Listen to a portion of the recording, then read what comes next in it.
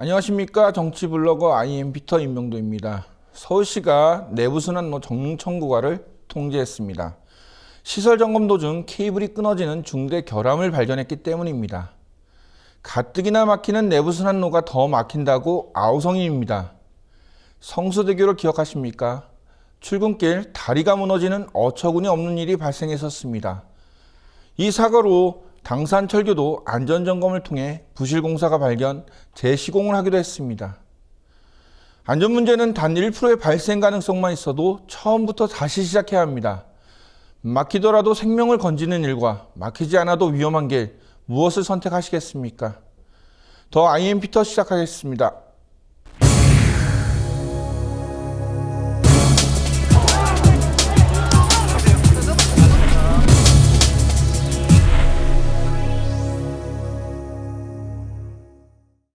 오늘부터 추적 10분은 장부경 PD와 함께 하도록 하겠습니다. 장부경 PD 나와주셔서 고맙습니다.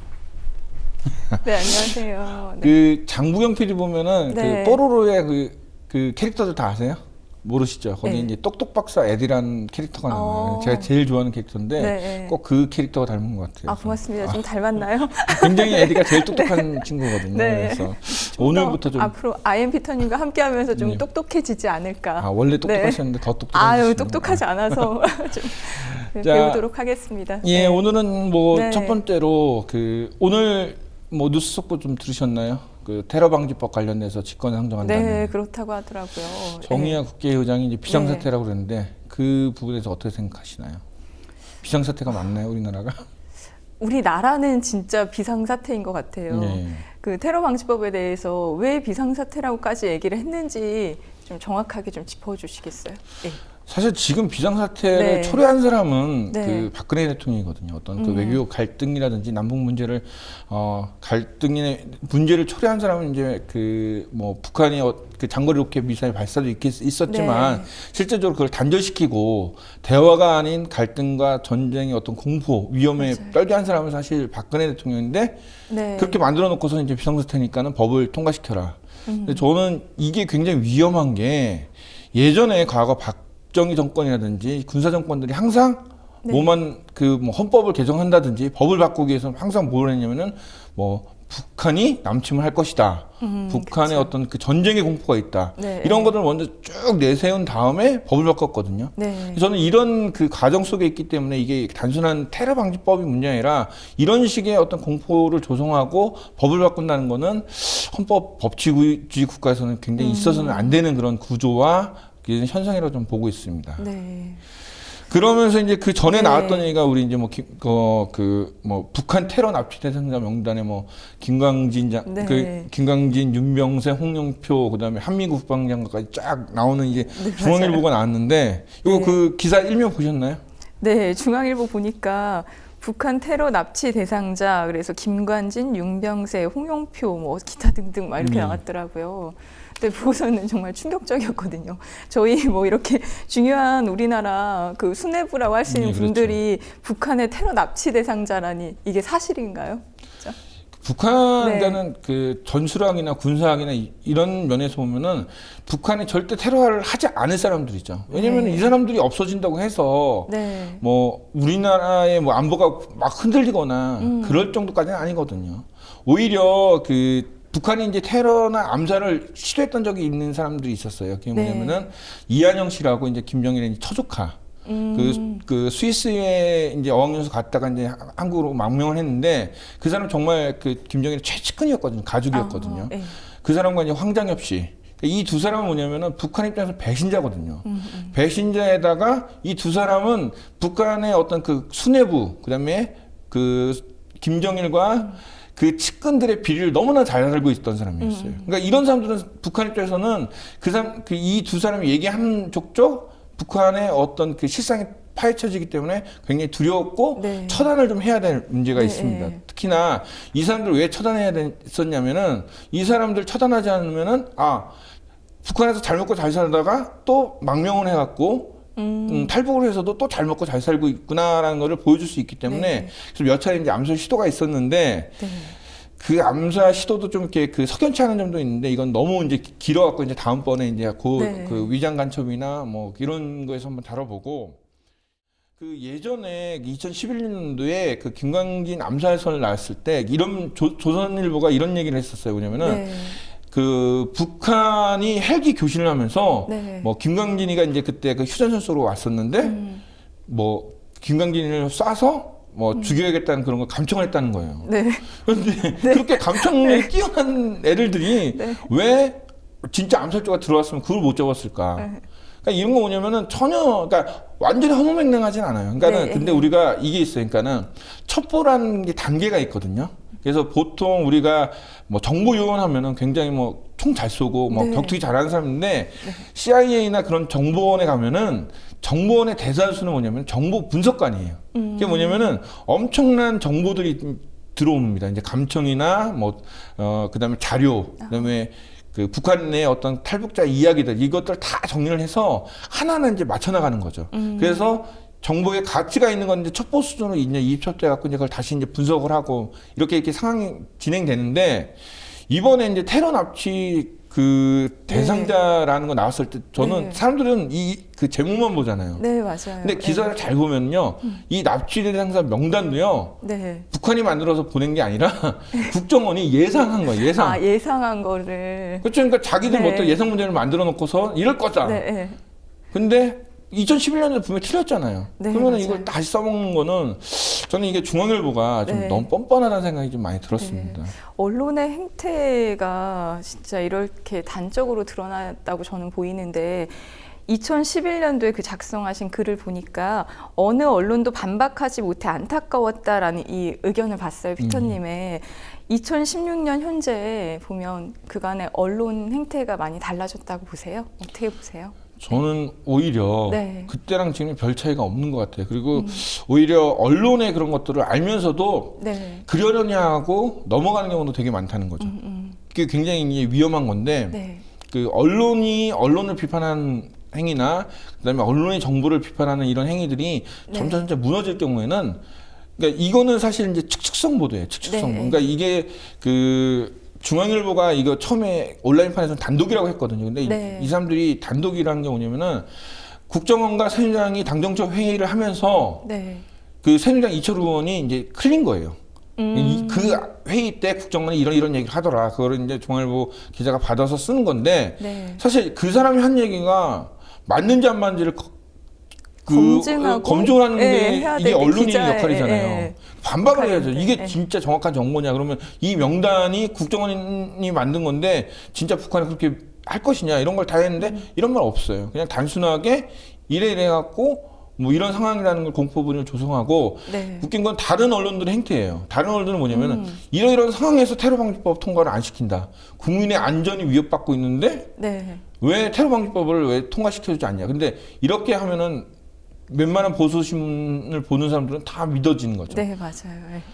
오늘 아침에 제가 KBS 그 뉴스를 봤는데 거기에서도 그 테러 방지법 얘기를 하기 위해서 지금 뭐 물품들이라든지 위험 품목들을 상세하게 설명을 해주고 있더라고요. 그래서 보면서 참 대단하다. 언론이 참 이 지경까지 왔구나. 막 이런 생각들을 많이 했었거든요.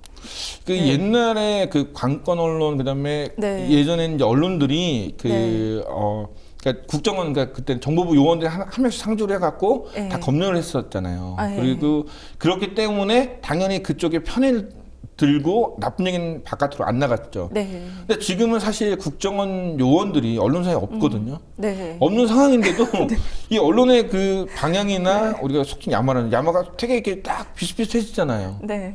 그럼 왜 그럴까요? 내부자들 혹시 영화 보셨어요? 네. 거기서 보면은 그 걔가 막 주필. 네, 주필이라는 사람이 막 이렇게 네. 은근슬쩍 한 마디 하면은 그게 언론들이 다 받아쓰기 해서 네. 이렇게 하잖아요. 근데 언론이 왜 자꾸 받아쓰기를 할까요? 현지 PD니까 우리 저는 받아 쓴 적이 없어서 그 마음 이해 못 하겠는데. 그렇죠. 네. 받았으면 안 되시죠. 네. 그러니까 이게 이제 돈이라든지 그다음에 네. 어떤 권력 그다음에 출세 이런 게 다 이제 연관이 되기 때문에 네. 사실 이제 뭐 그 다른 큰 언론 대형 언론사들 보면 정치부 기자들이 이제 네. 수순이잖아요. 정치 부장됐다가 뭐 선거 출마도 하고 이런 부분들. 그러니까 이게 하나의 라인처럼 이렇게 움직이는 네. 경향이 있더라고요. 그래서 전 지금 중앙일보가 쓰고 그걸 네. 받아쓰기 하는 다른 언론들의 이 행태를 보면은 이 요소 곳곳마다 이 사람들이 추구하는 게 결국은 그 권력자의 입맛을 맞춰주고 그들이 그런 식으로 해갖고 성공을 하기 위해서가 아니라는 생각이 들어요. 네, 맞습니다. 오늘 뭐 처음 나오셨는데 네. 제가 너무 기분이 좋았네요. 네, 떡떡박사 장빈이랑 만나고 너무 좋았고 에디인가요? 네. 앞으로 잘 네. 부탁드리겠습니다. 오늘 나와주셔서 고맙습니다. 네, 고맙습니다.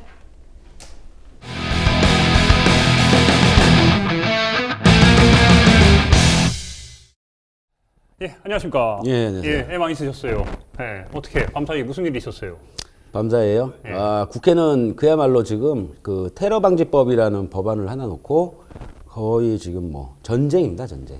그러니까요. 아니 어제 우리가 이미 IMP터 28을 녹화를 했는데 그럼에도 불구하고 오늘 지금 재녹화를 하고 있어요. 예. 길바닥 선배가 어제 급하게 저녁에 가야 된다면서 가서 지금 오늘 밤을 새고 다시 지금 돌아와서 이렇게 녹화를 하는 건데. 그러니까 저도 사실은 이게 47년 만인가 41년 만에 지금 처음으로 하는 거라서 감을 잘 못 잡았어요. 저도 이런 거는 역사상 처음 유례 없는 국회에서 일어난 일이고 해서 저도 감을 못 잡고 이걸 어떻게 해야 되나 가야 되나 말아야 고민을 하다가 김광진 의원이 제 일바로 시작을 한다고 해서 지체 없이 달려갔는데 오늘까지 이틀을 지켜봤죠.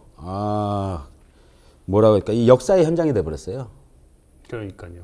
길바닥 선배가 제가 밤사이에 계속해서 올라오는 내용들을 확인을 했어요. 그랬더니 정말 말대로 역사의 현장이 된 게 새로운 기록들이 진기록들이 계속해서 쏟아져 나왔어요. 그렇죠. 이제 이게 필리버스터라는 게 말 그대로 합법적으로 그 진행하는 의사 진행 발언이죠. 네. 다만 시간 제한이 없어요. 무제한으로 할 수가 있어요.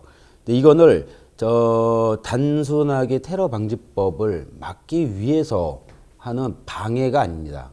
방해가 아니고 설득을 하는 거죠. 이 법이 왜 막아야 되고 이 테러 방지법을 왜 그 더민주당 쪽에서 왜 막을 수밖에 없는지를 합법적 의사 진행으로서 설득을 하는 거라고 저는 보거든요. 이거 이 뭐 테러 방지법을 사실상 더민주당에서 이거를 막자는 게 아니에요.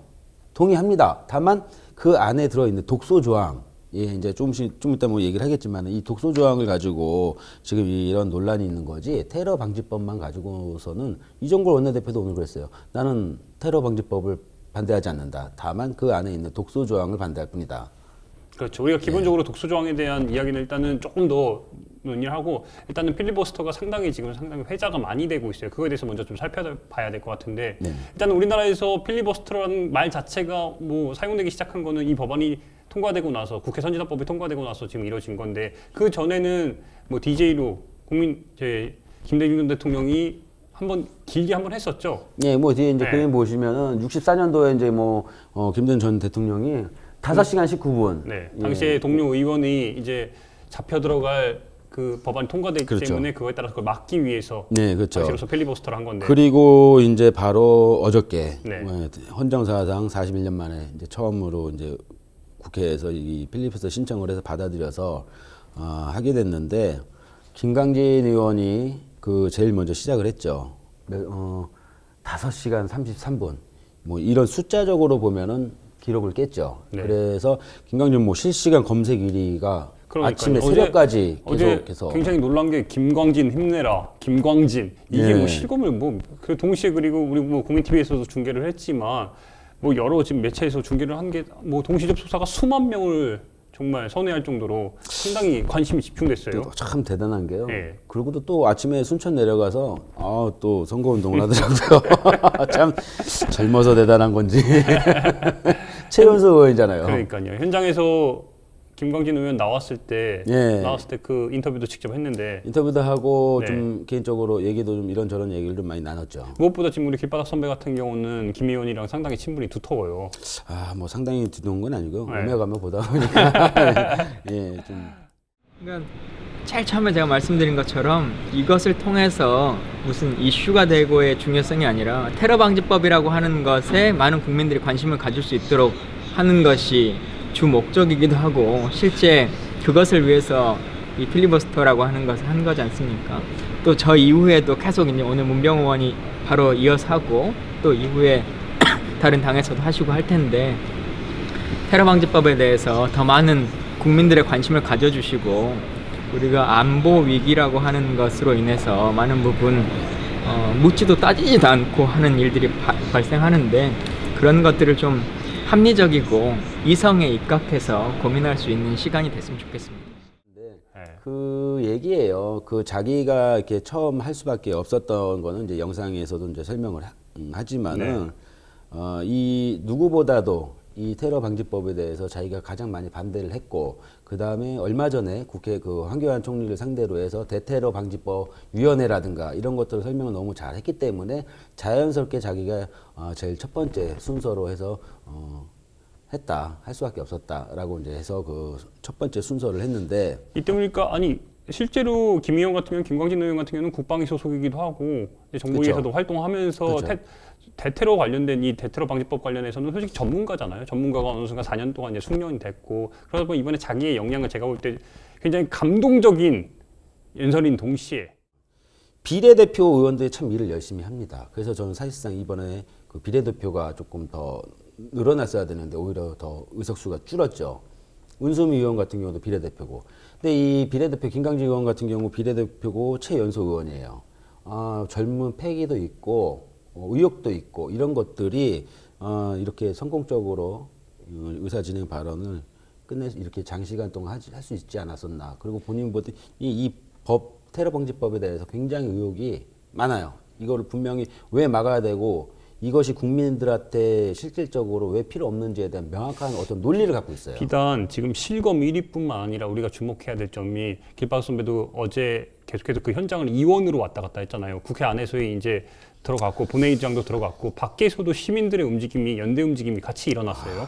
그 부분도 좀 짚어주세요. 길바닥에 한 명이 더 있으면 좀 편하겠는데 밖에서 이제 그 참여연대에서 시민 필리버스터 무제한 발언이라고 해서 어제 저녁에 한 10시경 대략 한 그 정도 국회 정문 앞에서 참여연대 이태호 사무처장부터 시작을 했죠. 그래서 지금 현재 대학생들까지 이제 계속해서 지금 국회 앞에서 진행을 하고 있는데요. 사실은 그 반응이 더 뜨거웠어요. 뭐 미리 알리고 이 사람들이 준비를 해서 시작한 것도 아니고 그렇지만 이게 어떻게 하다가 이 도대체 이 테러 방지법이 뭐길래 그렇죠. 지금 여야가 지금 이런 소리 없는 전쟁을 하면서 이게 그렇죠. 지금 국회 정문 시민들까지 몰려 나와서 같이 그러니까. 밤을 꼬박 새면서 그러니까 이게 어쨌든 이렇게 온 나라가 그리고 전 국민이 그리고 국회의원들이 나서가지고 이렇게 대테러 방지법 도대체 테러 방지법에 대해서 이야기를 했는데 그 부분도 안 짚어볼 수가 없을 것 같아요.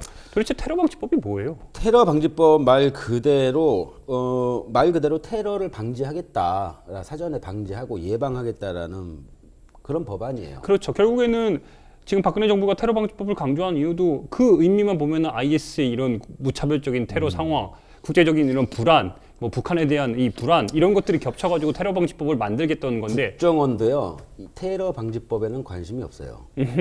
국정원이 테러 방지법에 관심이 없다니까요. 이들도 관심이 있는 거는 그 안에 있는 독소 조항이거든요. 그렇죠. 그 테러 방지법 2조에 보면은 영장 없는 감청 확대라고 돼 있어요. 이게 무슨 말이냐면 내가 이제 뭘 했어요. 뭐 집회 시위를 나가서 뭐 선동을 하든 하여튼 집회 시위에 나서 쟤를 수사를 하고 조사를 해야 돼. 근데 지금까지는 저를 조사를 하려면은 사전에 구인 영장을 발부를 하든 소환을 하든 어떤 그런 그 법 체계 형사소송법상의 절차가 있지 않습니까? 그 절차 중에 가장 이 형사소송법의 제일 1이 영장주의거든요, 우리나라가. 근데 지금 국정원에서 영장 없이 감청도 하겠다, 수사도 하겠다, 조사도 하겠다, 소환도 하겠다. 시쳇말로 지금도 비대한 이 국정원이 더 비대한 그 권한을 갖겠다는 거잖아요. 그것도 영장도 없이 마음대로, 그러니까 이게 임의대로. 무슨 일이에요? 법원이 있고 엄연한 형사소송법이 있는데 국정원이 법원을 무시하고 형사소송법을 상위위에서 뭐 이런 어떤 활동을 영장 없는 감시 활동이라든가 이런 활동을 하겠다라는 결국에는 거죠. 그 테러 분자로서의 의심되는 상황이면 얼마든지 테러 위험 인물이라고 해서 네. 이것도 국정원이 자의적으로 해석을 할 수 그렇죠. 있는 부분이에요. 이게 어쩔 수 없이 영화 그 마이너리티 리포트 있잖아요. 범죄를 미리 예측해서 사전에 막는다. 지금 불신 검문이 없잖아요. 네. 불신 검문을 하더라도 거부를 할 수가 있고 이 테러 방지법이 되면은 제가 이제 가방을 갖고 지나가다가 저 가방에 폭발물이 의심이 된다 그러면은 영장 없이 그 자리에서 제 가방을 수색을 할 수가 있어요.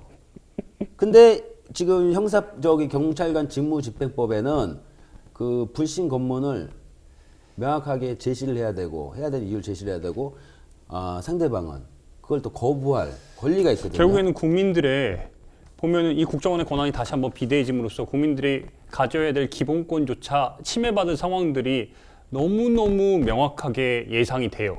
그리고 또 대테러 인권보호관 임명이라는 그 네. 테러 방지법 7조 이것도 또 이게 권한 남용을 막을 장치로 지금 내세운 게 인권보호관 한 명을 두겠다라고 하는데 그러니까요. 그 거대해진 국정원을 인권보호관 한 명으로 다 해먹으라 그래. 다 해먹으라 그래. 응?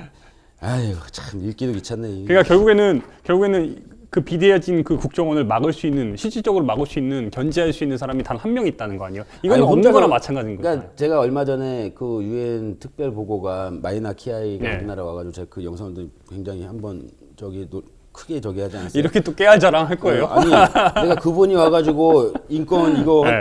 보고관으로 와가지고 네. 임명한다 그러면은 저 찬성하겠어요. 한 명? 아니 그 양반이 와가지고 하면은 내가 찬성하지. 네. 마이나 키아이. 근데 누가 어떤 사람들을 보호관으로 할지도 그런 어떤 기준도 없고 그 한 명으로 이런 어마어마한 이 법안을 그렇죠. 네. 실질적으로 권리하고 한다는 거는 국정원의 권한이 강화되는데 그 강화된 국정원을 막을 견제 장치조차 제대로 안 만들어진다는 거예요. 그게 문제고 그리고 김광진 의원이 지난번에 얼마 전에 그 황교안 총리 왔을 때 실질적으로는 이 테러를 막을 수 있는 실제 회의 기구가 있잖아요. 그렇죠. 그게 대테러 대책회의라고 그 법안 이제 기구가 있는데 당시 황교안 총리가 자기가 의장인지도 몰랐고 참 기가 막힌 노신인데 참나 그게 그 대책회의가 각 산하 기관이 다 들어가 있어요. 소방, 경찰, 국민안전처 모든 그 기구가 거기 다 들어가서 반기당 한 번씩 김광진 의원이 얘기했듯 반기당 회의를 열어야 되는데 한 번도 열리지 않았대요. 그렇죠. 근데 어때요? 지금 어쨌든 이종걸 원내대표를 포함해서 더민주 측에서는 의견들이 계속 나오고 있어요. 이 독소 조항만 제거를 하면은 테러 방지법 얼마든지 통과시키겠다 이런 입장을 보이고 있는데 이미 지금 수정안도 사실상 올라와 있는 상태고요. 수정안도 올라와 있는 상태고 이 독소 조항만 저기만 되면은 충분히 협의를 해서 통과가 될 수 있는 건데 워낙에 지금 이걸 가지고 지금 줄다리기를 하는 양상인데 어느 쪽도 지금 양보를 할 것 같으면 지금 이 필리버스터까지 오지 않았겠죠. 길바닥이 보시기엔 좀 어때요? 또 솔직히 테러 방지법 자체가 테러를 막겠다는 거면은 저는 기존의 항공보안법을 포함해서 우리가 합법이라고 칭하는 국가보안법도 얼마든지 테러를 방지할 수 있는 법안으로서 이용 가능하잖아요. 근데 굳이 저는 테러 방지법까지 이렇게 필요한지에 대한 다시 한번 의문이 드는데 지금 이 법안이라든가 대테러 방지법이라든가 이 대테러 이런 단어 이런 독소 조항을 보면요. 박정희 정권 시절에 중앙정보부가 유신 정권 때 그때 중앙정보부에서 하던 것들이 그대로 똑같아요. 밤에 한밤중에 아무 집이나 들어가가지고 자기네가 갖고 간 책상에 올려놓고 너 불온소적이네, 너 빨갱이네 잡아가서 고문해가지고 오늘 은수미 의원도 그 얘기를 하더라고요. 고문해가지고 그러니까. 그렇게 해가지고 지금 그 간첩 조작 사건 해가지고 무죄 판결 얼마나 많이 받고 그렇죠. 있습니까? 실제로 이게 중앙정보부에서 하던 것들을 그대로 그때는 법이 없었죠. 네. 그때는 무소불위였으니까 법도 없이 자행을 했던 것들이고 지금은 이런 법을 만들어서 그때 했던 짓거리를 똑같이 하겠다라는 거예요. 오늘 은수미 의원이 마지막에 10시간 18분간 필리버스터를 하면서 대단하죠. 네. 어땠어요? 마지막에 눈물까지 좀 보였는데 김대중 전 대통령 그러니까는 이야기를 좀 하면서 김광진 의원이 끝나고 나올 때 은수미 의원이 본회의장 들어가면서 그러니까요. 뒷바닥에 물어봤잖아요. 저희가 이제 농담 삼아서 웃으면서. 얼마나 할 거냐 했더니 5시간 해야 되는데 전 5시간 할 줄 알고 네. 아침에 그래서 7시 2시간 자고 7시에 맞춰서 간 거거든요. 네. 근데 10시간 넘게 했는데 참 대단한 그러니까 저는 그 아주 이번에 굉장히 회자가 많이 되는 게 이 허리가 아픈데 허리가 아픈데도 허리를 부여잡고. 아, 젊은 사람도 10시간 서 있는다고 생각을 해보세요. 그 허리 안 아프겠어요. 그러니까 윤승민 허리가 의원 같은 아프고, 경우는 63년생이에요. 예, 시운 둘인가 그렇죠. 예. 아유 대단해요 진짜. 그리고 고문도 많이 받아가지고 그렇죠. 몸 상태가 사실상 제 컨디션이 아니에요. 뭐 김강진 의원님도 그랬겠지만 저도 준비를 못하는 상황이고 그런데 뚫고 나갈 수 있는 방법은 다른 분들은 어떻게 생각을 하는지 같이 가야 되겠다고 생각을 했었어요. 그래서 페이스북에 쭉 올라온 댓글들을 제가 꽤 많이 봤었는데 거기서 보면 정말 예를 들어서 세상을 바꾸기 위해서 어떻게 하면 사람이 존엄하고 가치로울 수 있는지 그것에 대해서 도대체 이 대테러 방지법은 그것과 어떤 차이가 있는 건지 특히 이제 그런 의견들이 많았어요. 헌법 조문과 비교해서 대테러 방지법이 헌법과 인권을 그러니까 헌법과 인권에 위반되는 그러한 조치다라는 얘기를 좀 꼭 해달라. 그러니까 단지 이게 국정원의 기능 강화 뭐 이런 기술적인 문제가 아니라 우리가 살아가는데 그리고 내가 주인인 대한민국 민주공화국의 주인으로서 내가 용납할 수 없는 어떠한 지점이 있다. 이것은 나를 시민이나 주인이 아니라 종우 자리로 앉히는 거다라는 얘기들이 있었고 그런 얘기를 꼭 대신해서 해달라라는 얘기를 많이 해서 정말 국민의 대리인으로서 한번 해보자라는 생각이 우선 가장 강했고요. 그래서 헌법도 얘기하고 어떻게 정치라는 것이 올바른지에 대한 고민도 얘기하고 왜 대테러 방지법이 그렇게 문제인지 그리고 국제 기준이나 우리나라 헌법에 그러니까 국내법에서도 문제인지 그리고 왜 직권상정이 그렇게 문제인지 등등에 대한 얘기에 우선 가장 초점을 맞췄던 것 같고요. 두 번째로는 좀 아쉬웠던 것은 사실은 이제 테러 문제라고 해서 그렇지만 이렇게 국정원의 정보 강화라는 것은 틀림없이 이제 특정 집단에 대한 어떤 공격이기도 해요. 예를 들어서 노조라든가 뭐 하여튼 현장이 많이 무너지고 있거든요. 그분들 목소리를 굉장히 많이 듣고 있고 하청, 비정규직 이런 분들이 제가 요즘 지역구를 돌아다니라고 별로 또 도움도 못 되드리고 있는 상황에서 그분들의 얘기를 좀 더 하고 싶었어요.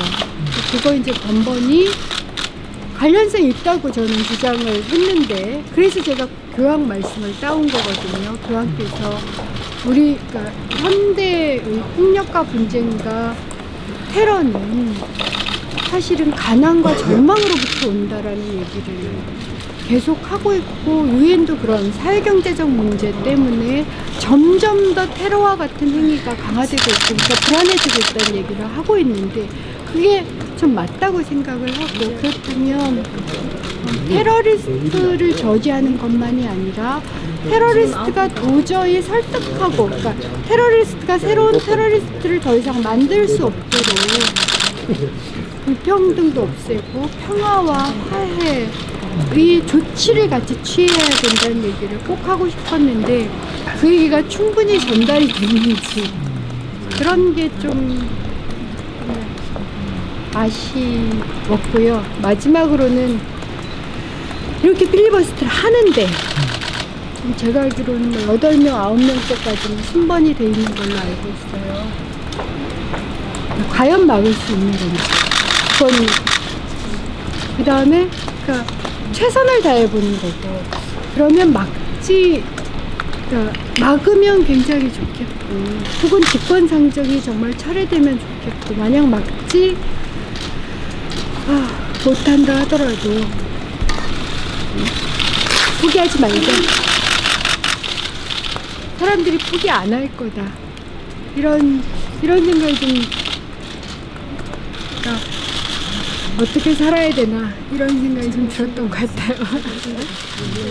힘이 빠져서 그래요. 김영남 의원이 결국은 막말을 좀 했는데 어떻게 사과를 받으셨나요? 아니면 아니요, 사과는 안 하니까요. 근데 다만 좀 안타까워요. 그런 게 정치 불신을 없애려면 우리가 그런 얘기는 정말 그런 행동이나 얘기는 안 해야 되는데 아쉬웠어요. 하고자 하는 얘기는 뭐 10시간을 서 있고 이게 중요한 게 아니라 이번에는 정말 그 더민주당이 강한 야당의 모습을 제대로 그 면모를 지금 보여주고 있다. 문제는 이제 지금 오늘 이제 이틀째에서 그 문병호 의원을 빼면은 더민주당에서 2명, 지금 현재 그 정의당의 박원석 의원이 진행을 하고 있지만은 2명의 의원이 15시간을 진행을 이렇게 강한 모습을 보여주고 이거를 꼭 막아내겠다라는 그 김광진 의원과 은수미 의원의 그 절박한 그 의지가 저는 확인할 수 있어서 이번에 정말 야당다운 모습을 보여줬고 이렇게 하니까 국민들이 마음을 열기 시작했구나라는 것도 좀 보여요. 그럼에도 불구하고 이 독소 조항에 대해서 지금 어쨌든 지금 핵심 요소는 핵심 사항은 이 독소 조항인데 이거에 대한 제대로 된 확고한 입장을 고수를 못하면 또 흐지부지해서 또 넘어가는 거 아니냐 이런 우려도 있어요. 이거는 계속해서 지금 이제 뭐 좀 더 지켜봐야 될 거고요. 이거는 뭐 지금 당장 뭐 새누리당에서는 지금 뭐 어떻게든 이 필리버스터를 가지고 지금 뭐 규탄 대회도 열고 성명서도 발표하면서 어떻게든 뭐 저지하겠다라는 그런 성명서 발표하면서 좀 강하게 나오고는 있는데 결국은 여야 합의를 봐야죠. 저는 여야 합의를 볼 거라고 보는데 과연 이 독소 조항에서 얼마만큼 어떤 걸 빼고 얼마만큼 서로 양보를 하느냐. 대테러 방지법 사실상 지금 뭐 필리버스터 진행하고 있지만 이거 중단되어서 새누리당이 다시 강행전에 날치기 하면은 또 통과해요. 그렇죠. 그런 식으로 하느니 합의는 봐야 되겠죠. 그러나 이제 얼마만큼 더 국민들을 위한 어느 조항을 어떻게 수정을 하고. 한 가지 우려가 지금도 이미 나오고 있는데 이 필리버스터에 대해서 또 박근혜 대통령이 또 뭐 국민의 그런 이익에 반하는 행동이다 이렇게 지금 비판을 하면서 동시에 언론에서도 뭐 이 필리버스터 과정에서 대테러 방지법 관련된 이야기가 아니라 뭐 딴 이야기를 한다, 딴 죽을 계속해서 걸고 있어요. 그 현장에서도 지금 우리 저희 기빠 선배 봤다고 하면서요. 아니요, 다 관련된 얘기했어요. 다 관련된 얘기고 지들이 처음부터 끝까지 저도 처음부터 끝까지 못 들었는데 뭐 그럼 자기네들은 처음부터 끝까지 듣고 했는지 안 했는지 판단했는데요. 그럼 말도 안 되는 얘기지. 한 가지 김용남 의원이 그래가지고 아침에 그러니까. 그 의제와 상관없는 발언 한다고 삿대질하고 뭐하고 뭐 그러다가 당신이 저기 공천 못 받는다 이런 얘기해가지고 지금 또 난리가 난 거 아니에요? 참, 이 사람 70년생 저하고 얼마 나이도 차이 안 나는데. 거의 죽음 직전에 가인 사람. 아유 그런다고 공천 못 받아요. 방금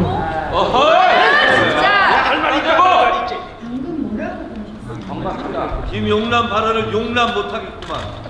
아이 너무 거짓 발언하지 맙시다. 방금 김용남 자 양분 너할 말이 있고 안 할 말이 있고. 저한테 뭐라고 발언하고 있어. 아니 그대로 의장이 저는 이것은 사과를 받아야 돼요. 회장이 주세요 회장. 방금 김용남 의원이 저한테 인용을 그런다고 공천 못 받아요라고 소리를 치셨습니다.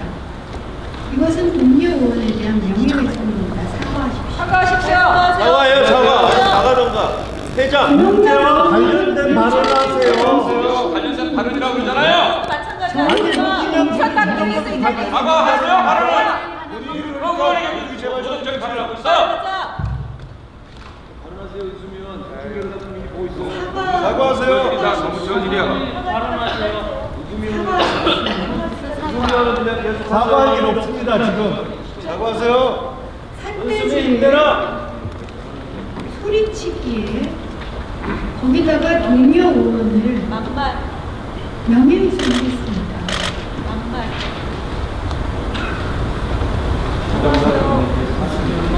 그냥 발언해요. 저는 이 그 김용남 의원이 사실은 좀 의도적으로 이렇게 와서 했다고 봅니다. 왜냐하면 그렇지 않고 새누리당에 들어오지 않았어요. 아침에 조원진 의원도 와가지고 조용히 앉아있다 나가고, 근데 한 명씩은 꼭 앉아 있었거든요. 그래서 저는 김용남 의원이 초선이잖아요. 총대를 메고 본인이 들어와서 이런 의사 진행 발언에 방해를 하는 그런 공작의 어떤 임무를 받고 들어와서 의도적으로 했다라고 보니 아니 욕먹을 거 뻔히 아는데 자기가.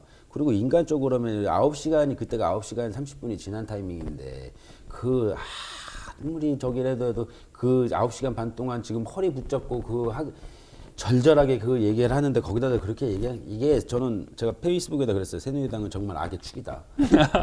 이거는 저만 얘기한 게 아니라요. 모 의원의 보좌관하고 어저께 새벽 내내 한 얘기예요. 악의 축이라고. 끝으로 하나만 좀 짚어주세요.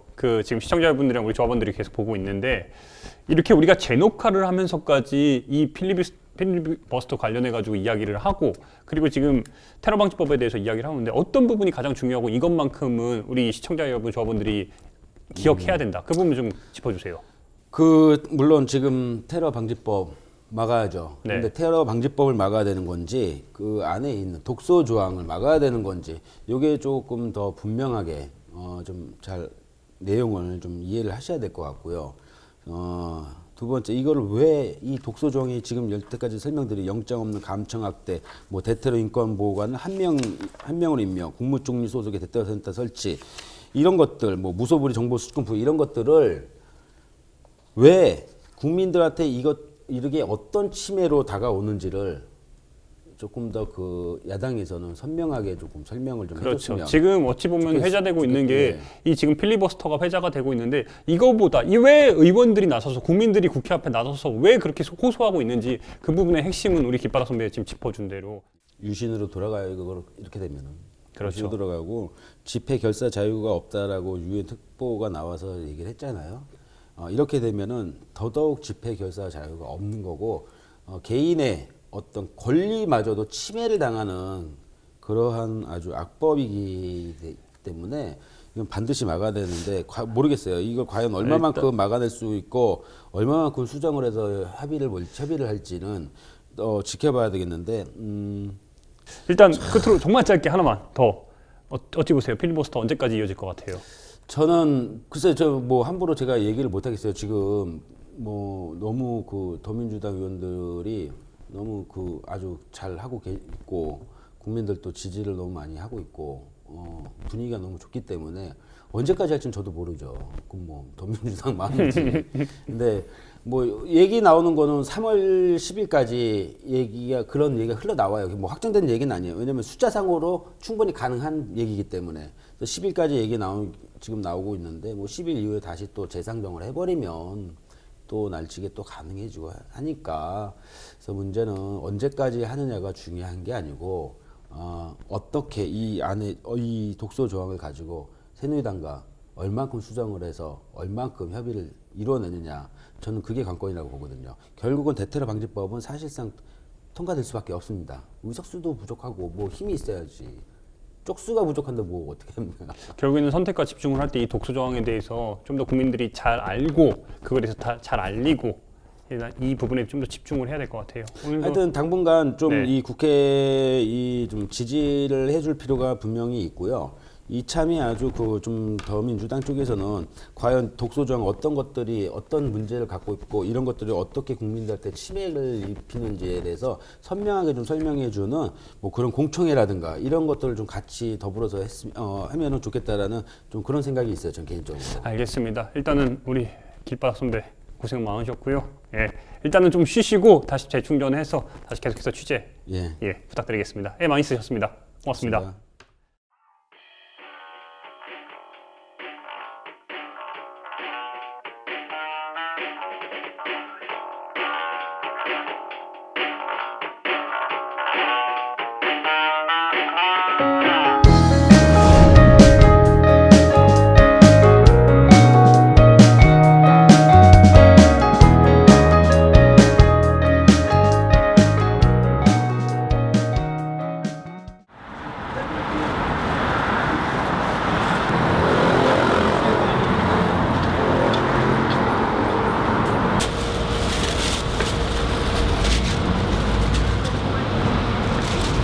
잖아요. 이 농성장 사실은 이제 내일 모레면 100일째인데 그동안 이제 이 농성장 좀 지켜보시면서 좀 어떠셨는지.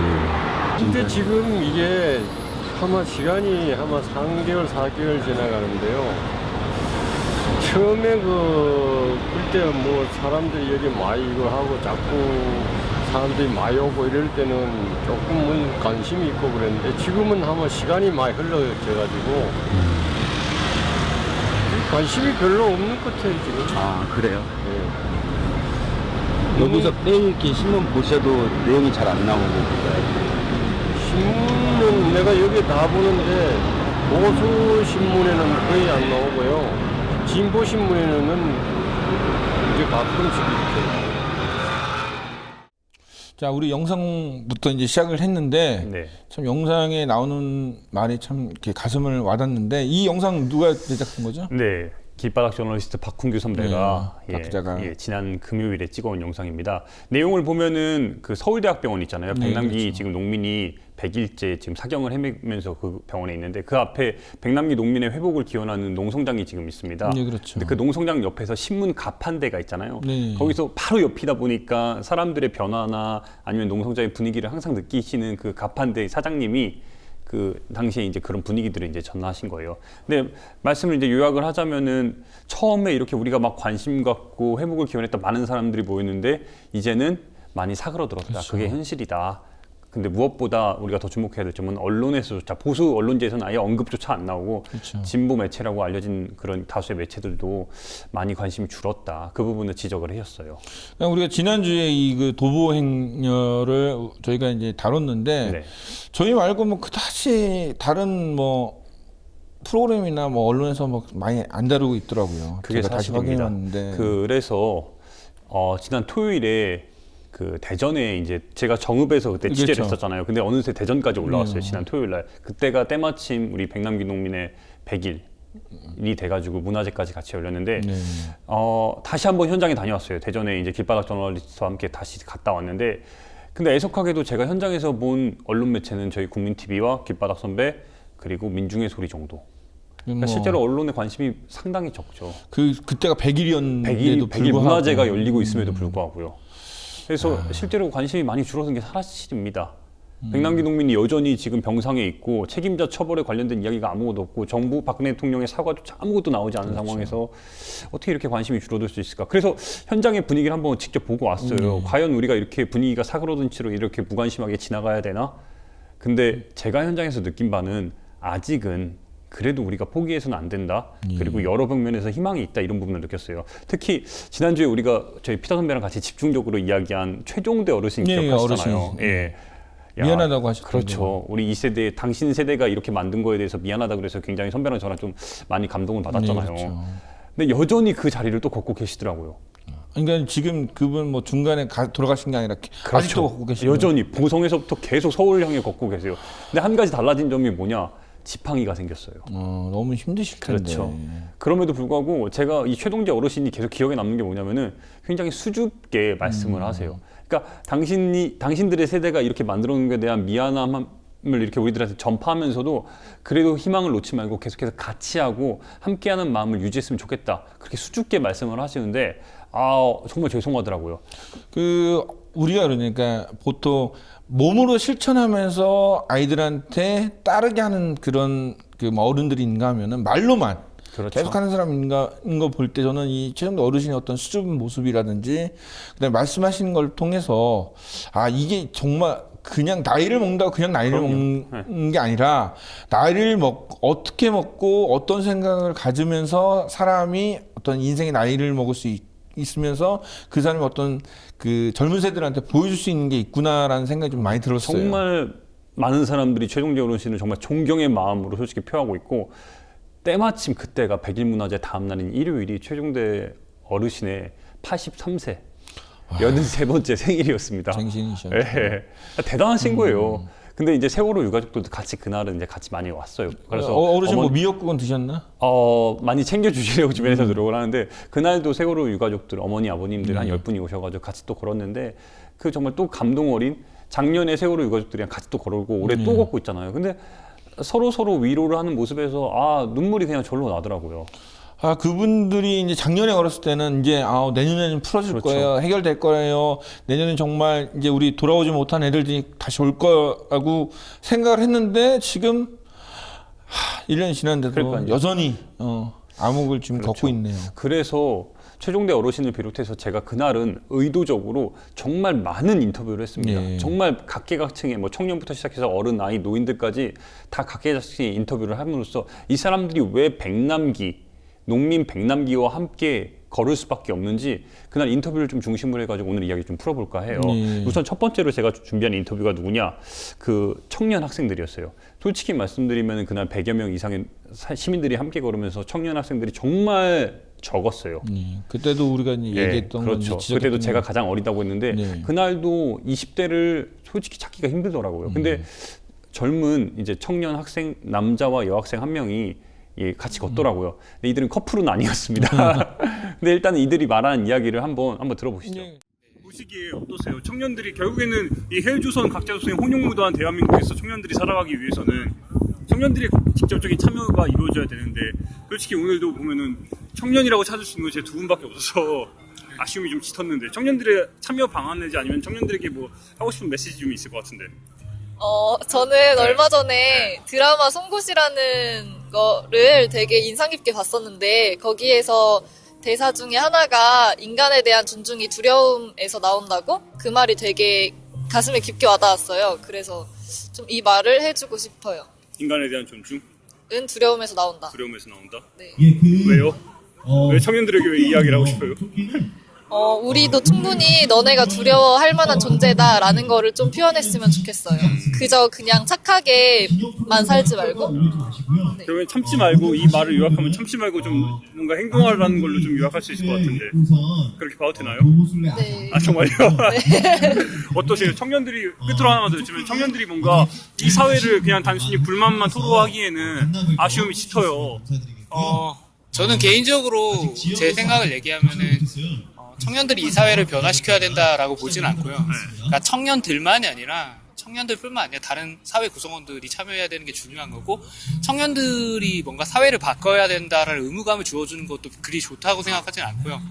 그리고 청년들이 지금 사회에서 참여를 안 하고 있는 거는 청년 개인의 문제라기보다는 현재 정치 문화와 실질적인 정치적 효능감이 반영되지 않고 기본적으로 경제적 안정성이 없는 상태의 청년들이 과연 사회에 대해서 관심을 갖고 바라볼 수 있느냐는 의문스럽거든요.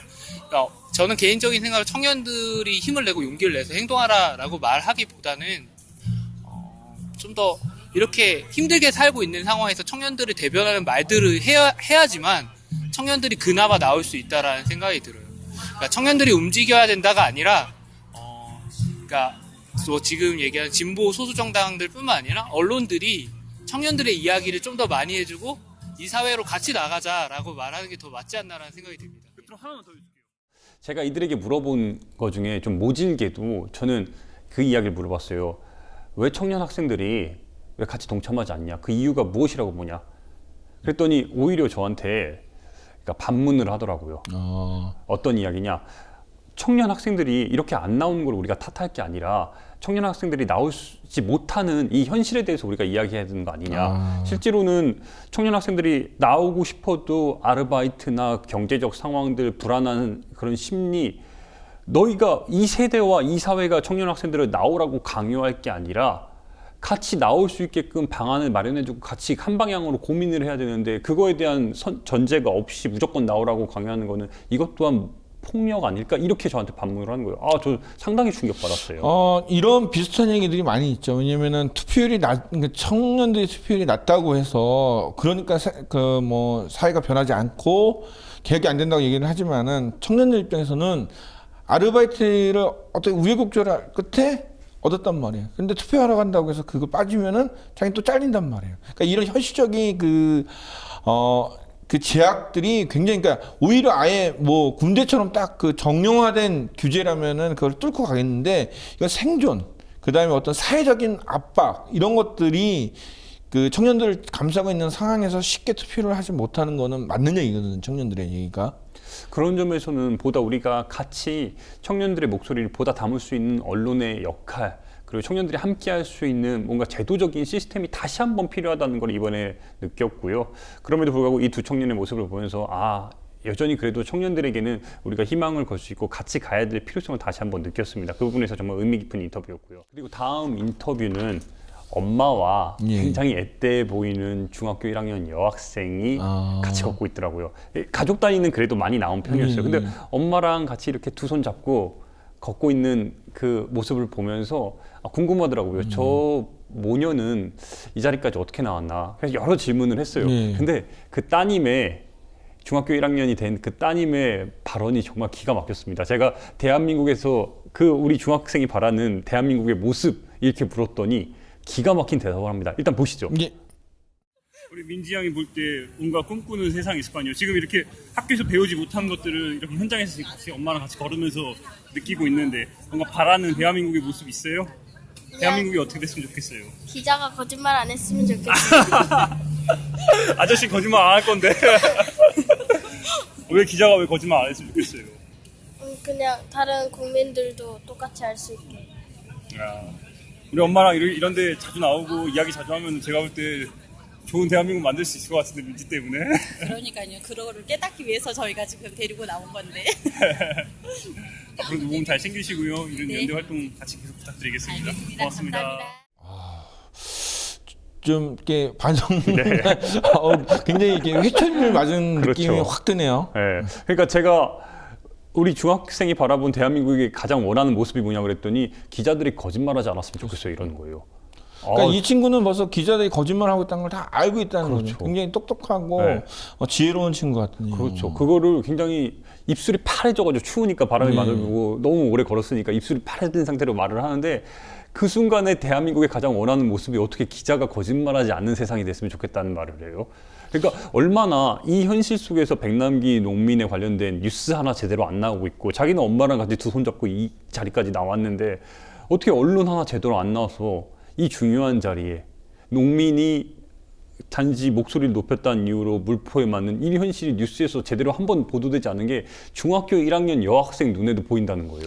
그러니까 저는 이게 언론이 사실 이제 사람들이 많이 보는 얘기, 뭐 광고를 따기 위해서 언론은 그럴 수밖에 없죠. 근데 그거는 이제 기성 언론이고 사실 이제 대한 언론이라고 하는 우리 국민 TV도 저는 이런 부분에서 이 학생의 말을 따라야 된다. 그게 뭐냐면은 사실 백남기 씨 이런 100일 그 도보 행례 그 행진이라든지 이런 거는 사람들이 재미없는 그런 컨텐츠고 보지 않는 뉴스예요. 하지만은 이런 거를 우리가 자꾸 다뤄야 되는 게 우리 같이 이제 후원을 받고 대한 언론이라고 하는 사람들이 해야 될 몫이라고 저는 보거든요. 그러니까 이 친구가 정말 그걸 잘 지적하고 있는 것 근데 같아요. 역시나 저는 어머니가 참 위대하다고 느낀 게 부모님이 위대하다고 느낀 게 솔직히 제가 부모의 입장이 되면은 과연 딸을 같이 데리고 나올 수 있을까?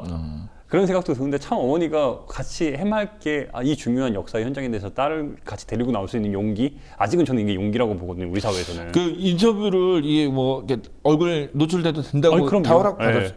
요새는 이게 그러니까 뭐 이쪽 그 진보 쪽에서 언론에서 이런 인터뷰가 나오면은 뭐 일베나 이런 다른 쪽에서 이거 자꾸 이제 그 조작하고 막 왜곡을 하면서 이거를 막 신앙떨기하면서 나쁜 짓을 해서 저는 요새 좀 걱정되는 게 너무 어린 학생들 인터뷰를 해서 이런 일이 또 발생할까 되게 좀 두려운 마음도 있었거든요. 그럼에도 불구하고 두 사람의 모습을 보면서 저는 참 다시 한번 고마움을 느꼈고요. 그리고 이제 짧게 이분을 좀 다음 분을 설명드리면은 언제나 제가 이제 현장에 나가면은 특히 이런 세월호 현장이라든지 백남기 농민 관련된 이런 현장에 나가면은 언제나 만날 수 있는 게 우리 국민TV 조합원이에요. 그렇죠.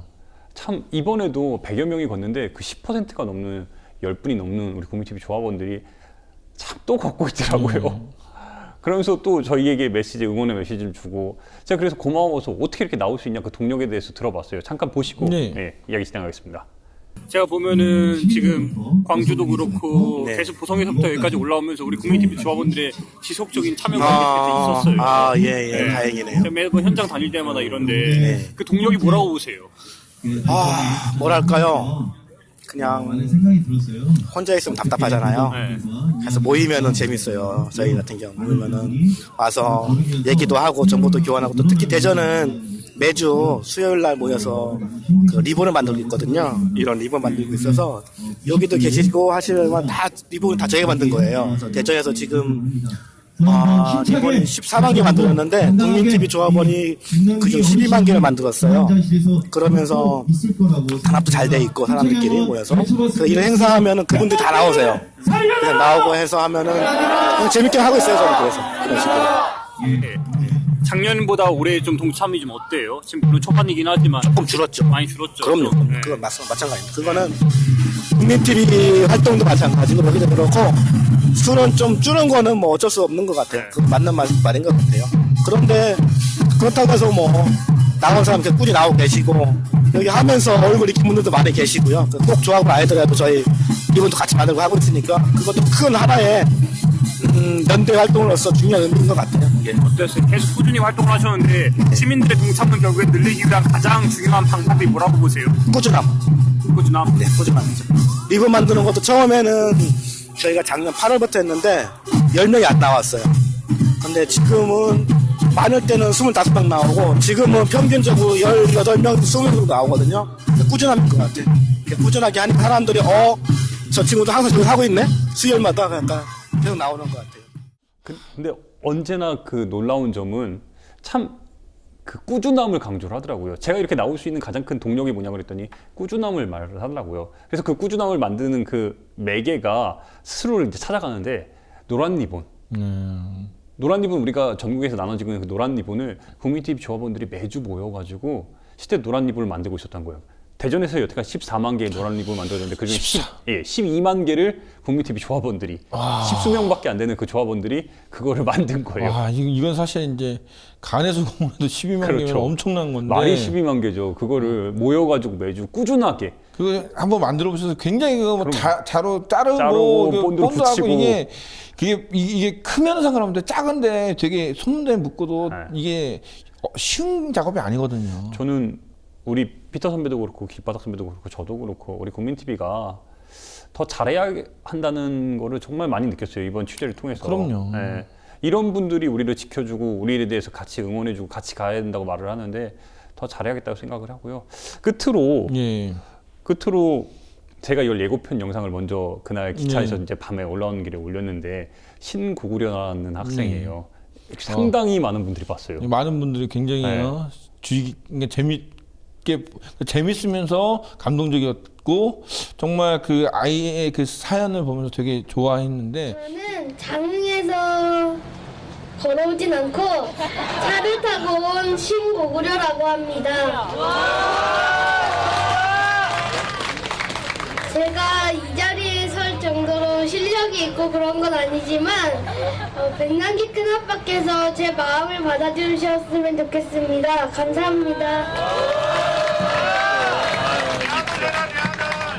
제가 할 노래는 진여에게라는 통일 노래인데요.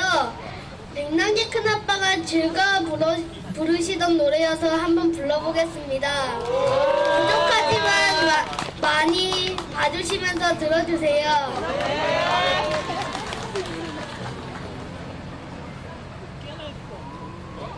이별이 너무 길다. 슬픔이 너무 길다.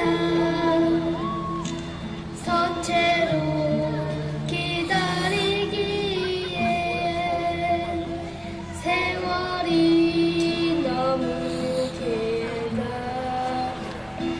말라붙은 하수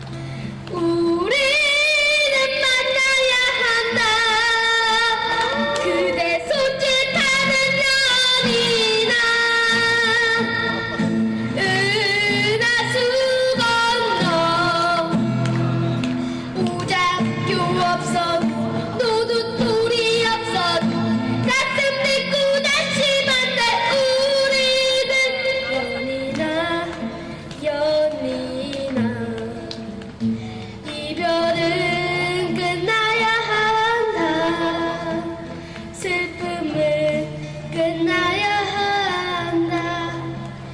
우리는 만나야 한다. 우리는 만나야 한다.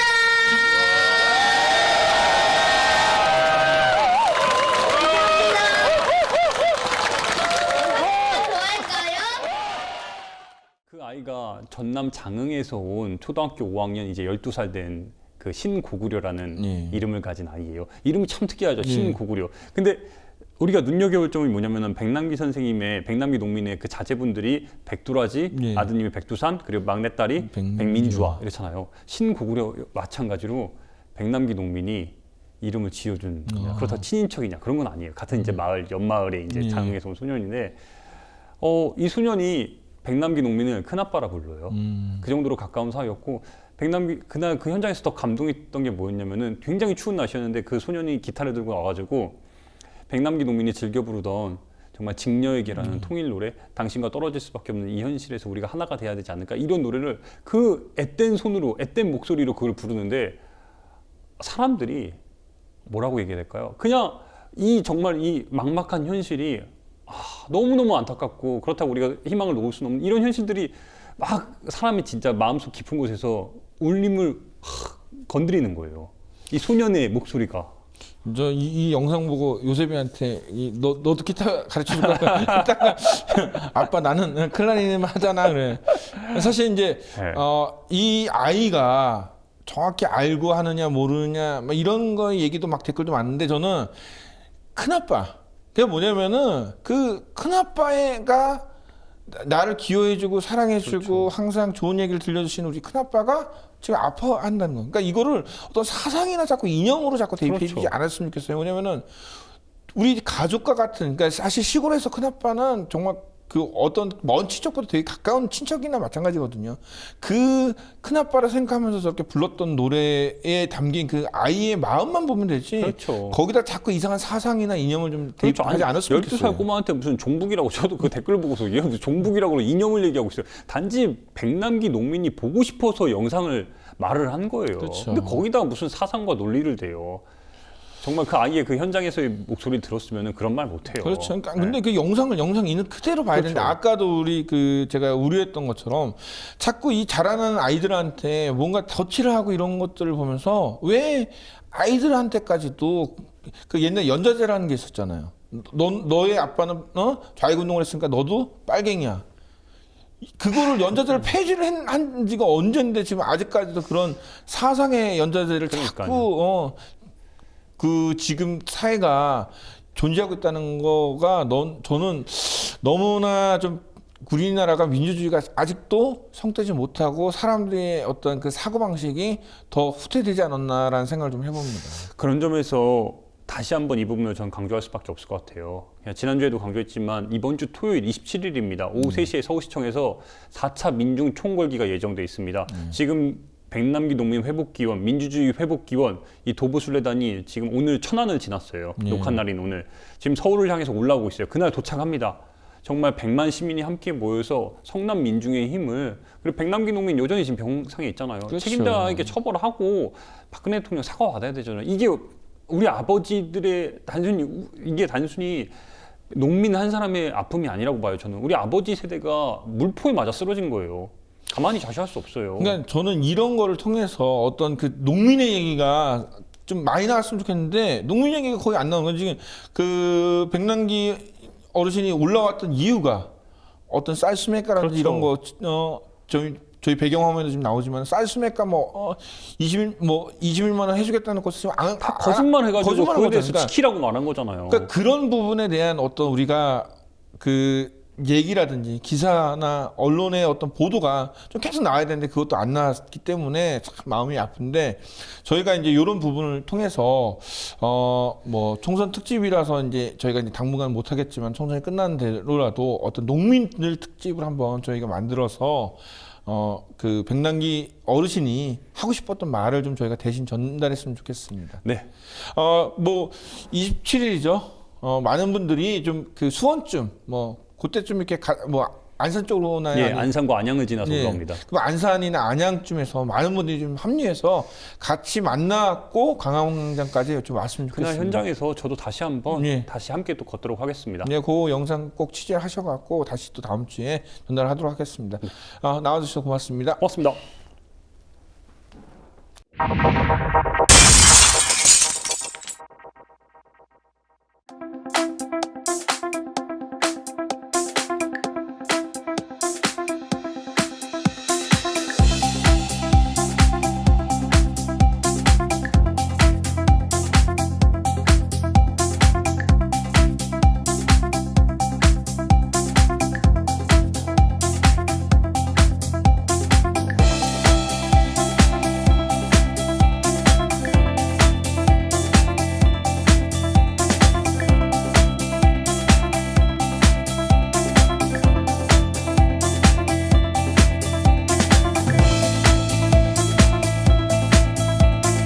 우리나라는 1982년도부터 34년 전부터 국가 테러 대책 회의라고 하는 기구가 있습니다. 그 기구의 의장이 누군지 아십니까? 정확하게 모르겠습니다. 확인해 보겠습니다. 의장이 국무총리입니다. 네, 총리로 알고 있습니다.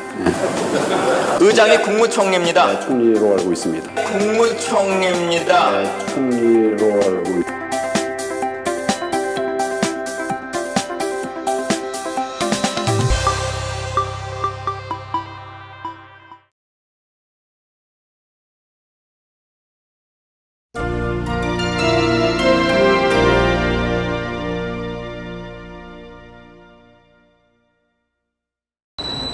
그 이후 저희가 산호와 공사는 여전히 문제가 남았다라고 알렸지만 그것이 제대로 전해지지 않는 것 같아서 저희가 부설에서 다루고 있는 사과, 보상 그리고 소중한 대책에 대해서 설명을 드리고 저희 입장을 밝히기 위해서 오늘 기자회견을 열게 되었습니다.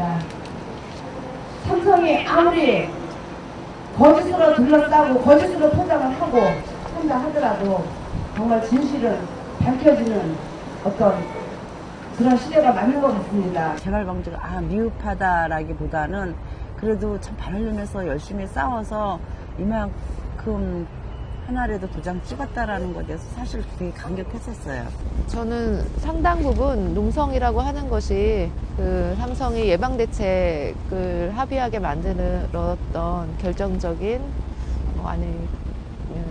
힘이었다고 또 생각을 합니다.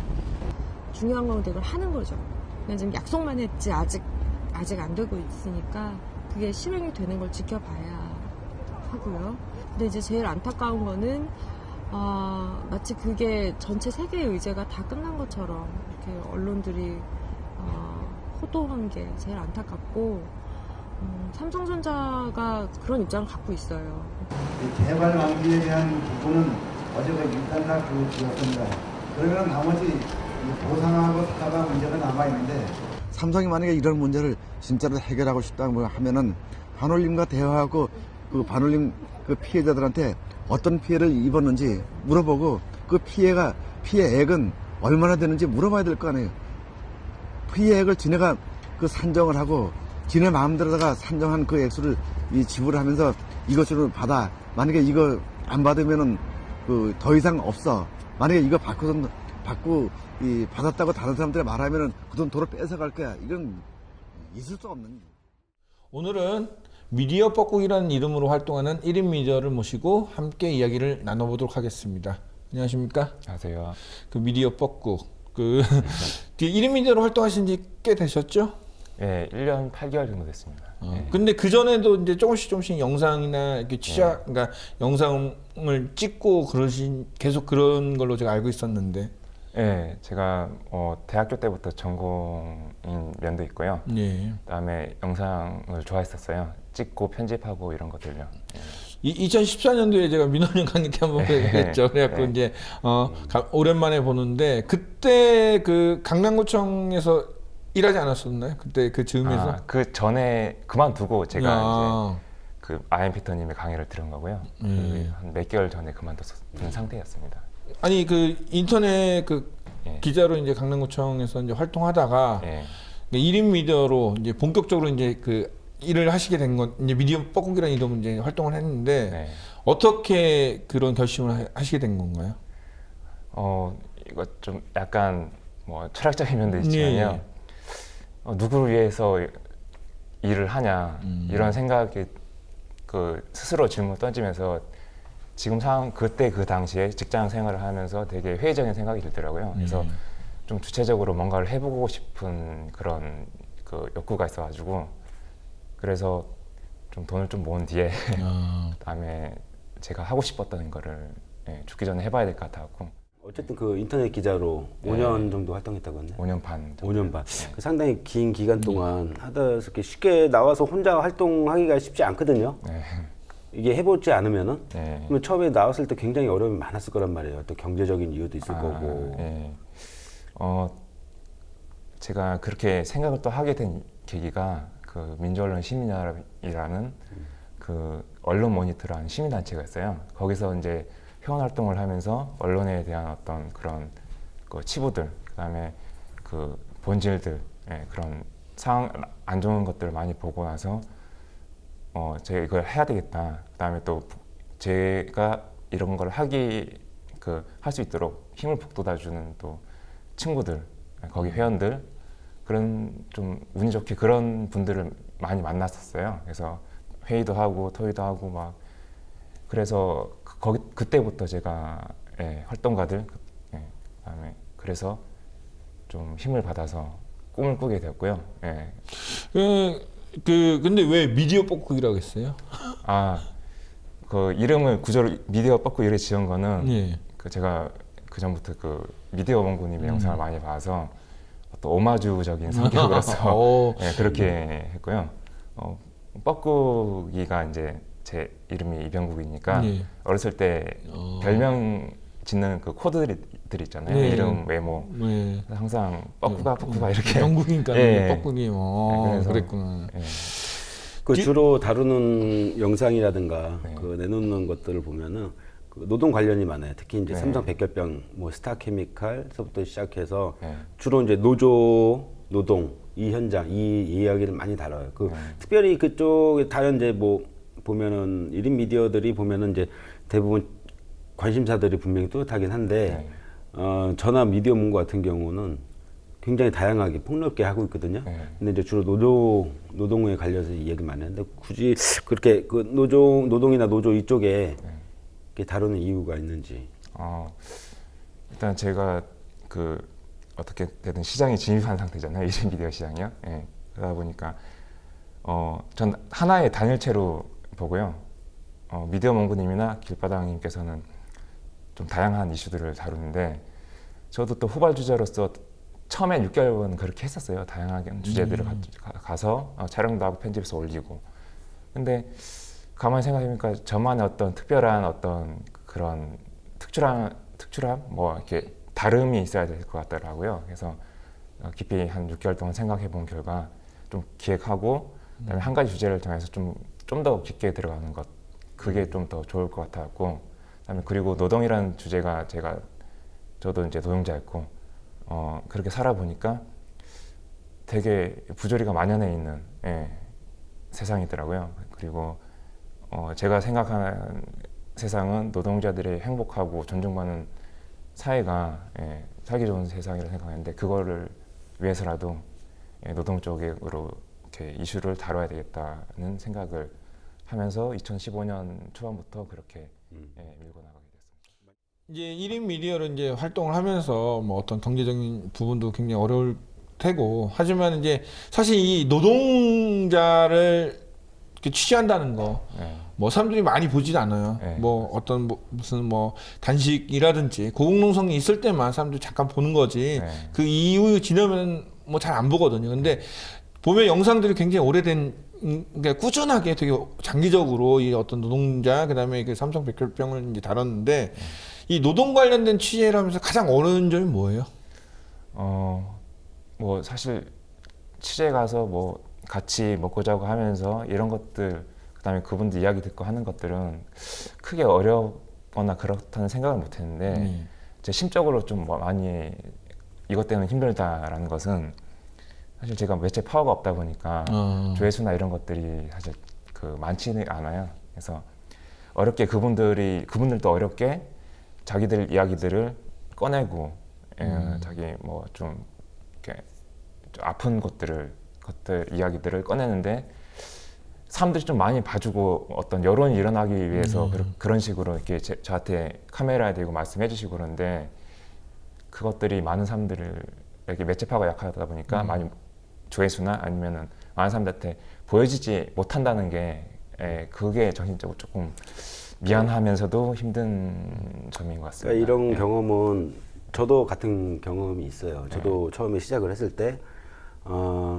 내가 이제 당연히 어떤 한 사람의 이야기를 담는 거니까 당연히 많은 사람한테 알려주기 위해서 내가 제작을 해서 했는데 많이 봐줬으면 좋겠는데 얘기한 것처럼 어떤 매체 파워라든가 그렇죠. 어떤 뭐 개인의 인지도라든가 이런 게 없다 보니까 정말 허탈할 때가 되게 많았어요.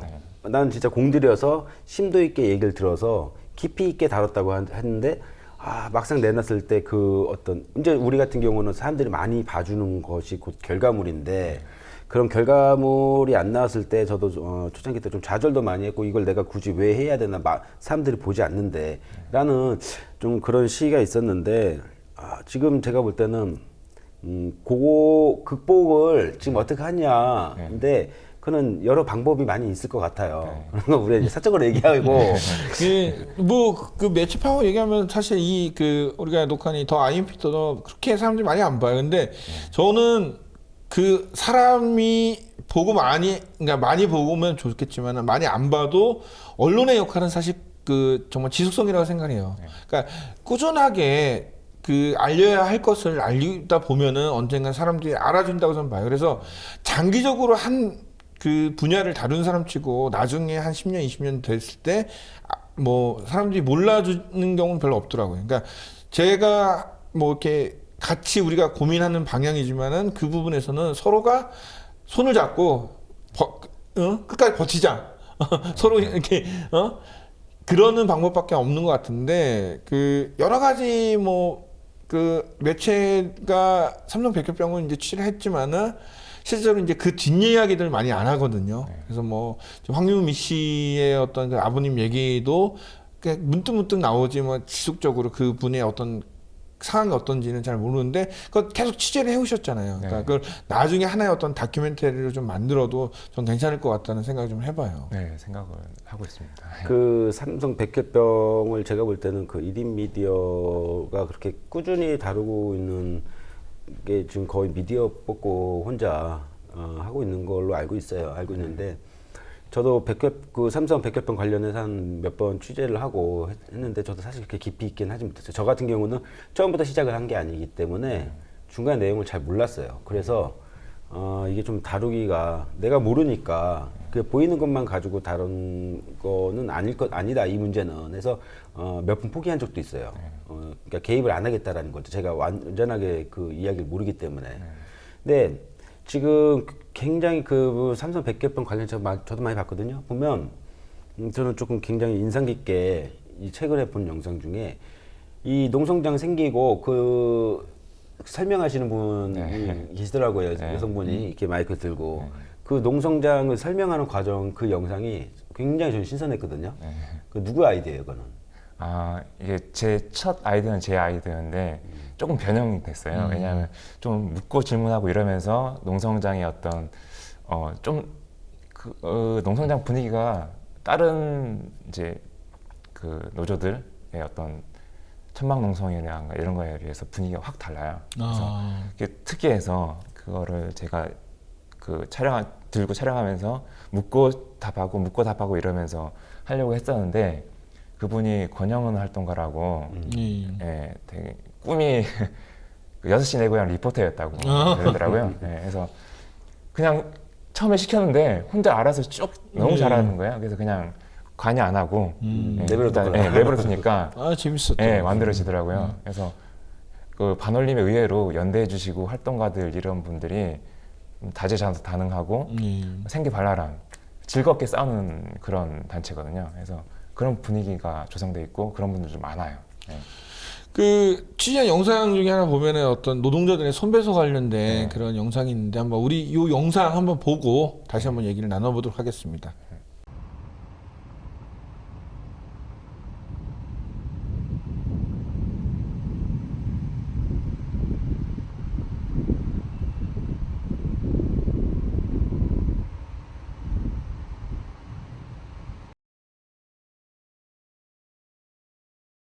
손배는 저희가 지금 손배가 3가지가 있습니다. 3가지가 있고 첫 번째 손배는 2010년도 6월 9일부터 밥 들어가면서 이제 직장 배시하고 회마들 하면서 이제 손배 들어온 게 그 당시에 이제 우리 상근이 그때 당시에도 뭐 지회장, 수석, 사무장, 사무처장 그다음에 상기들 중에서 1명 해가지고 5명이 상근했거든요.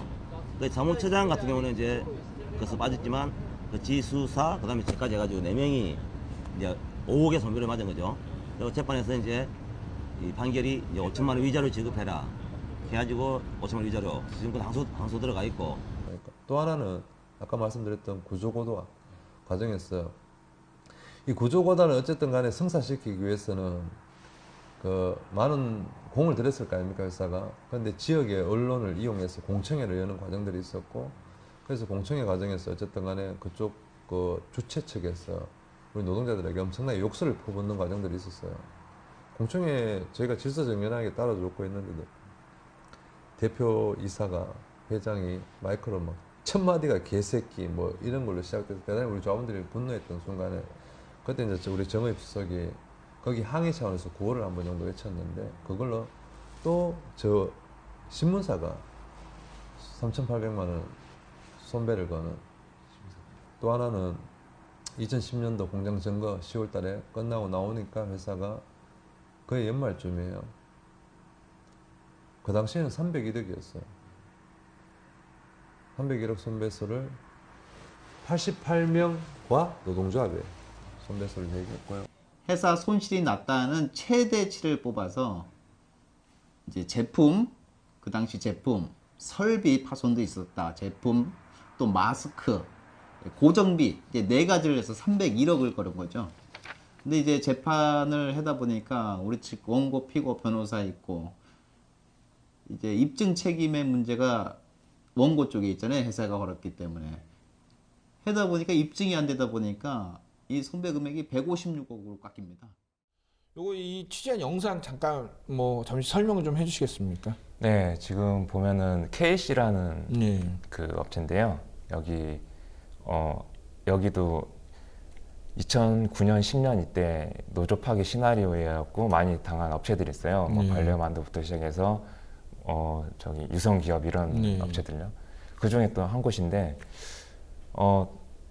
그 노조 파기 시나리오를 보면은 첫 번째 그 보통 임단협에서부터 시작하더라고요. 명분을 마련하기 위해서. 그래서 그 임단협을 그 의도적으로 이렇게 그 타결 안 되게 사측이 좀 말도 안 되는 꼬투리 같은 거 잡아서 그 좀 그런 것들을 안 해줍니다. 안 해주고 그 다음에 직장 폐쇄가 들어가요.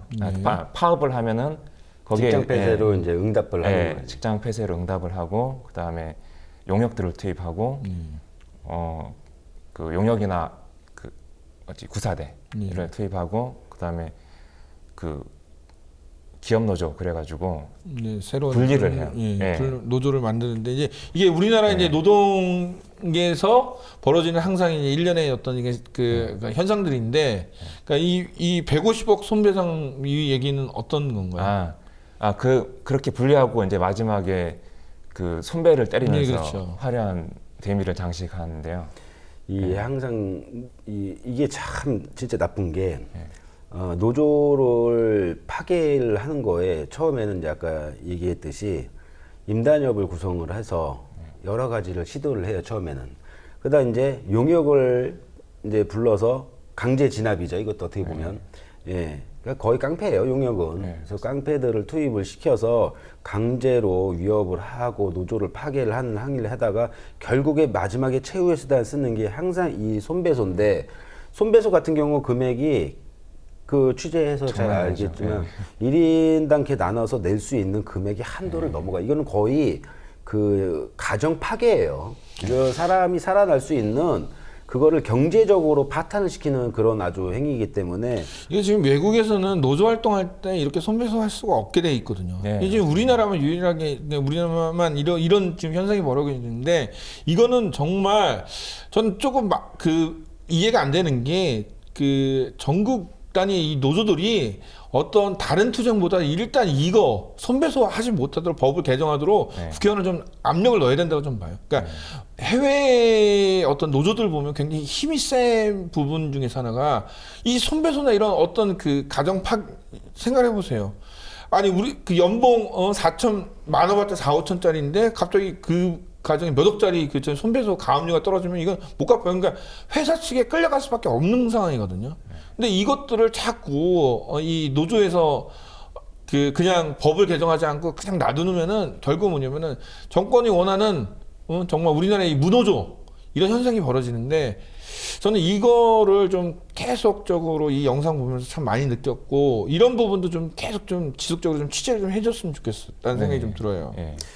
그리고 본인도요. 제가 볼 때는 페이스북 활동 좀 열심히 해요. 영상 올리지 말고. 아까 맷집 페어인데 자꾸 저는 이제 후배가 되겠죠. 나이로 봐도 제 좀이니까.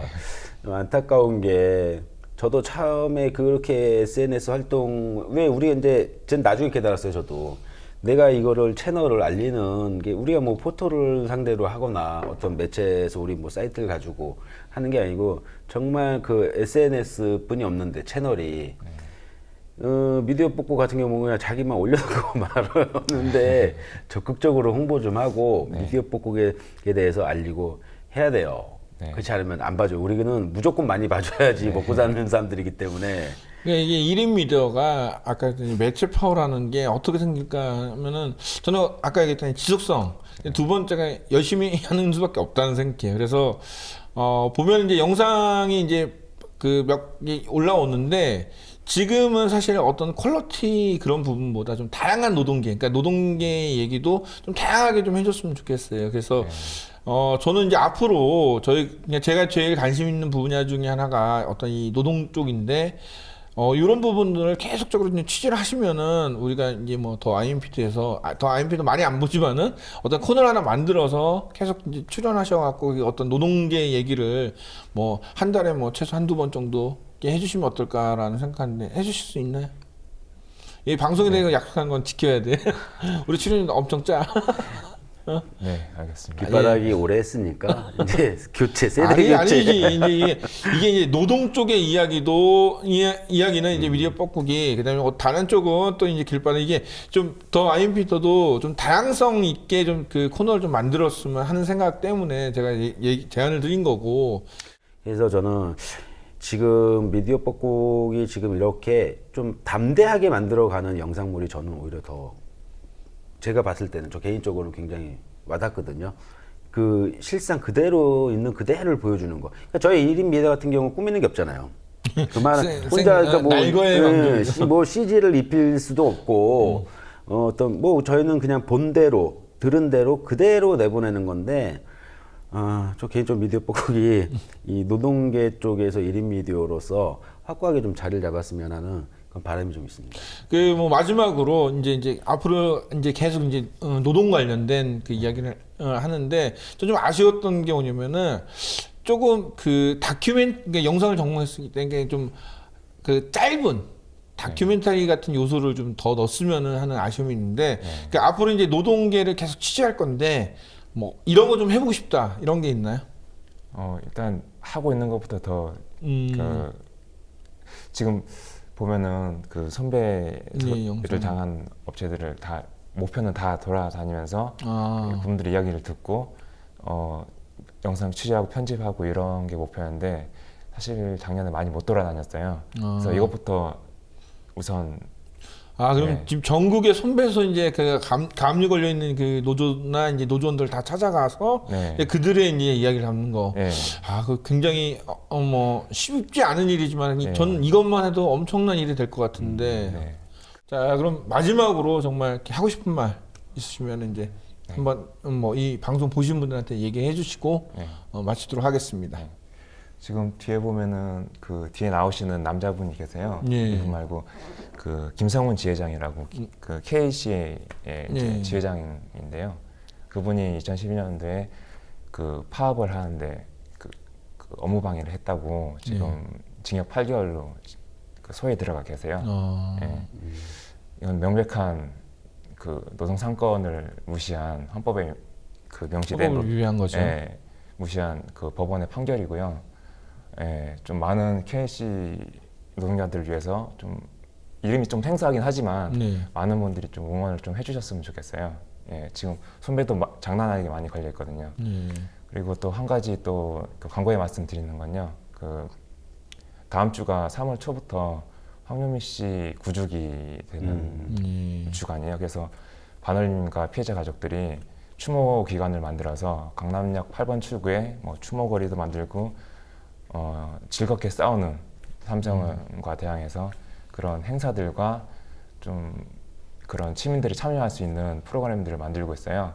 그래서 좀 거기도 많은 응원을 좀 부탁드리는 마지막 말씀드립니다. 저는 개인적인 이제 그 취재 이제 부탁이 있다면 이 노동상권을 위반하는 그런 행위들 있잖아요. 그런 부분들을 좀 집중적으로 이제 그 사례들 모아서 한번 나중에 한번 정말 그 기업을 고발하는 그런 프로를 하나 해서 우리가 특집으로 좀 다뤄봤으면 좋겠습니다.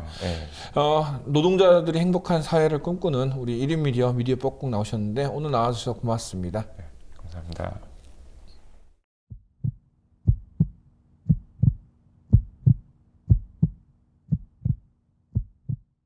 온라인 커뮤니티에 여성 전용 남성 탑승 절대 금지라는 안내문이 붙은 엘리베이터 사진이 올라와 논란이 발생했었습니다. 알고 보니 여탕 전용 엘리베이터였습니다. 커뮤니티뿐만 아니라 언론에서도 조작이 판치고 진실이 왜곡됩니다. 더 IM피터에서는 사실을 왜곡하는 언론과 정부의 숨겨진 이야기를 파헤치고 있습니다. 국민을 기만하는 언론과 정부 제대로 감시하겠습니다. 더 IM피터 시청해주신 조합원과 시청자 여러분 고맙습니다.